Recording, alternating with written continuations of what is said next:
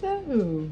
So tonight I'm making another dessert with Greek yogurt and Sweet Freedom choc pot caramel this time, along with some crunchy peanut butter.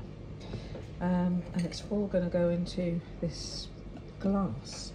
Now I've got the Greek yogurt, I've got a tablespoon of peanut butter, a tablespoon of Sweet Freedom choc pot caramel, and I'm now going to mix it all together.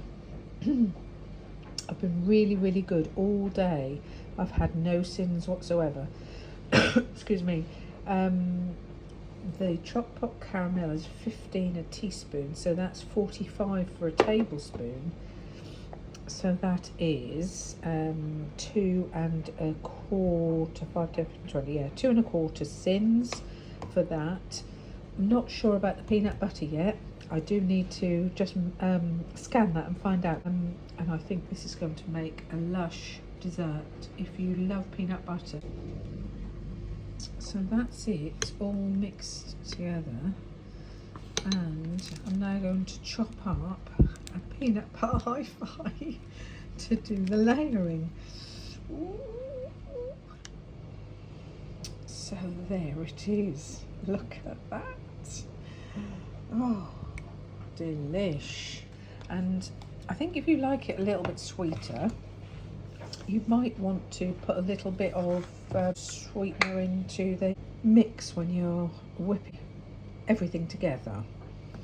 I'm going to put a little bit of this Sweet Freedom Light syrup over the top of mine. And so I'm just going to do a little bit of drizzle. It's probably about 2 teaspoons, I would say.